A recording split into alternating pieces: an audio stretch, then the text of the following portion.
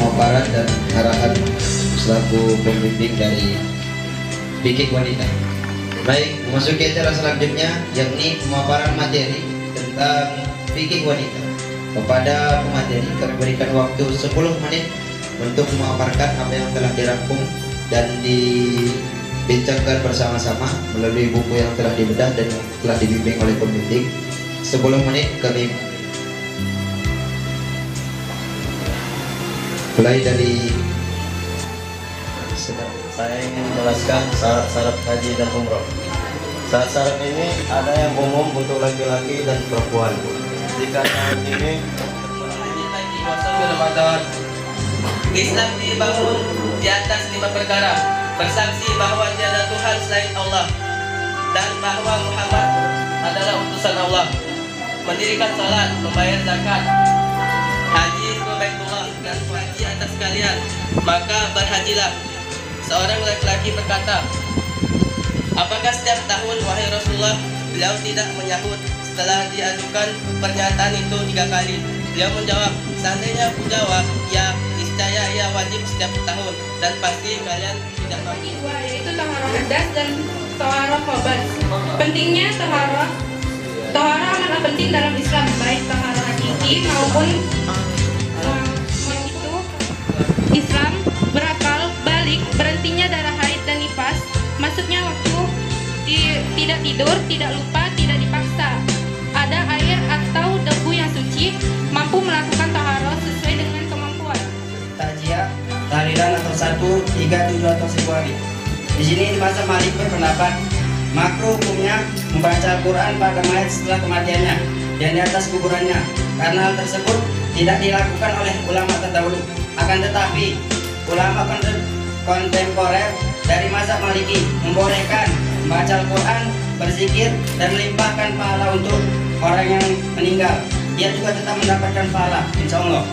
Jadi kita dapat menggambarkan bahwasanya membaca Al-Quran, berzikir atau bertahlilan itu dibolehkan, seperti sabda Rasulullah, Iqroru alama takum yasin, bacakanlah surah yasin pada orang yang meninggal di antara kalian. Air mutanajis, air yang terkena najis.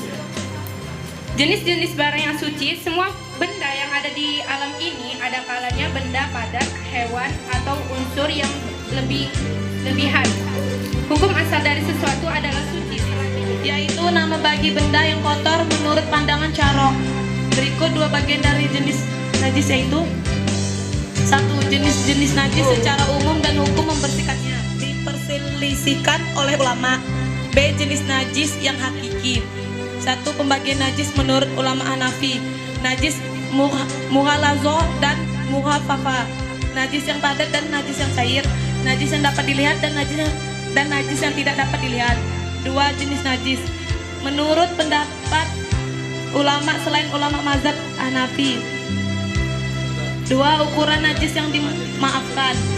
Ada beberapa para ulama yang berpendapat tentang hal ini, diantaranya menurut mazhab Hanafi, Maliki, Syafi'i dan Hanbali. Sebutkan saja. Menurut kitab istinja dan perbedaannya dengan istibra serta istijmar. Istinja adalah perbuatan yang dilakukan untuk menghilangkan najis dengan menggunakan benda seperti air dan batu. Istijmar adalah membersihkan najis dengan batu dan semacamnya, sedangkan istibra adalah membersihkan sesuatu yang keluar baik dari kemaluan, tempat atau belakang. Adapun alat-alat, sifat dan cara beristinja menurut para ulama mazhab Hanafi, Maliki, Syafi'i yang kali berbeda-beda pula. Hal-hal yang disunahkan ketika istinja dan adat membuang air. Baik, selanjutnya akan suci. 3.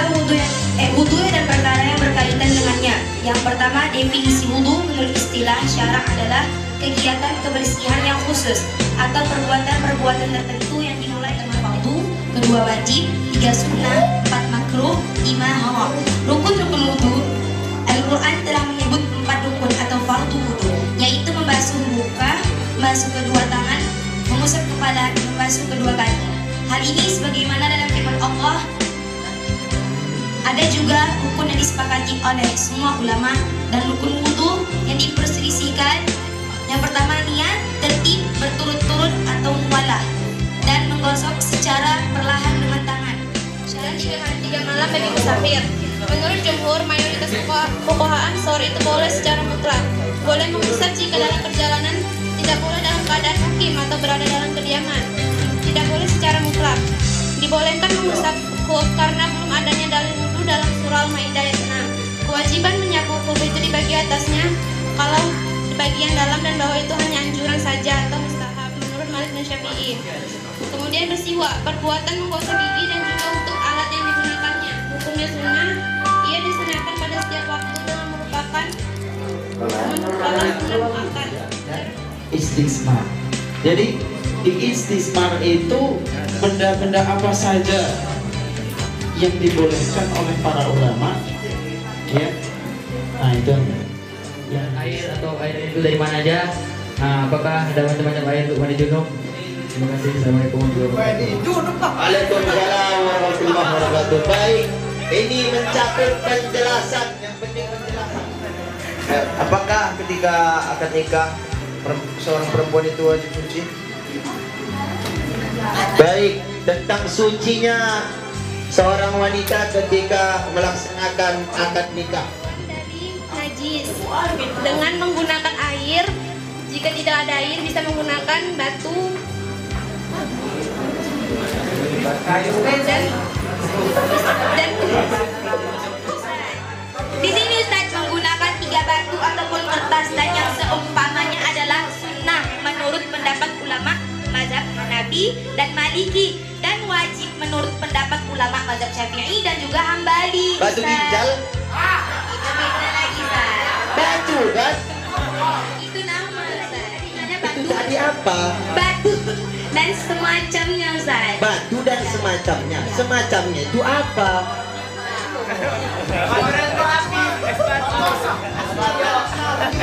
Es batu kan mana ceritanya?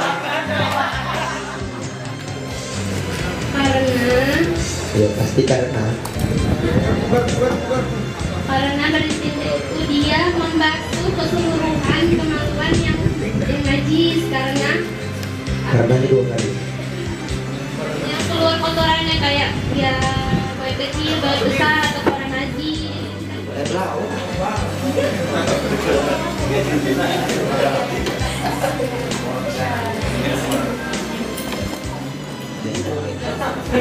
Tidak ada batasan minimal, Ustaz. Oh. Sini, Ustaz. Setetes pada tiap diri, baik laki-laki maupun perempuan. Jadi tak malah repot-repot mandi itu, tapi harus memenuhi persyaratan. Yang pertama, syaratnya itu airnya itu suci lagi menyucikan. Air teh itu suci, tapi tidak bisa dipakai untuk menyucikan. Baik hadas kecil maupun hadas besar. Jadi ada 7 macam air itu anak ibtidaiyah tahu.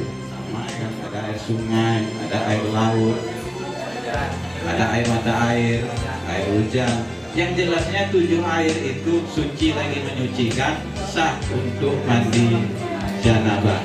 Mandi janabah itu harus mengalirkan air ke seluruh tubuh dari ujung rambut sampai ujung kaki. Itu yang sensitif, maksudnya supaya tidak ada kotoran yang menempel atau bekas atau apa gitu ya. Setelah itu berwudu, dan dia setelah berwudu disunatkan untuk mendahulukan yang kanan dulu, bagian badan yang kanan, setelah itu baru yang kiri, sehingga ini semua sampailah sempurna, ya kan? Sempurna. Nah, apakah setelah ini kalian untuk sholat setelah berwudu terus kalian mandi, apakah kalian harus berwudu lagi untuk sholat? Hah? Sih? Ya, tidak. Jadi karena hadas besar saja sudah hilang, apalagi hadas kecil. Gak usah diperpanjang pun bisa kan? Oke, 3 pertanyaan selanjutnya. Kami persilakan. Satu dari kelompok, ada dari Sajidanto, dari Fikih Wanita, dan dari Audiens Putri. Nanti, selanjut lagi. Audiens Putra udah Yang selanjutnya, apakah air liur dan air mani itu najis? Terima kasih. Orang itu kalau dia ada tidak di tangannya, apakah sah wudhunya seseorang itu apabila ada tidak pulpen di tangannya? Jika benar, maka apa hukumnya? Jelaskan. Sunat apa khitan? Baik, ada 3 pertanyaan. Sunat maksudnya apa nih sunat? Sunat motong alat kelamin. Iya. Khitan.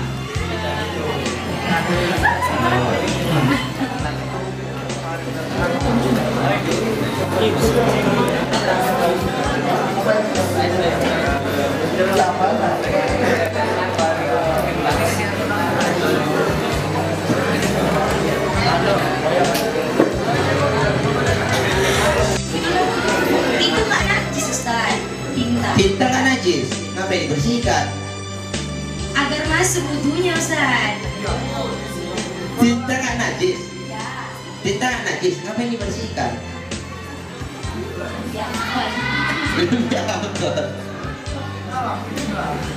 Bagaimana, silakan dijawab dulu yang baik itu.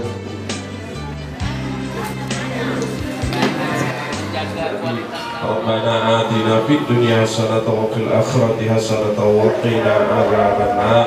Wassallallahu wasallam alaihi alhamdulillah.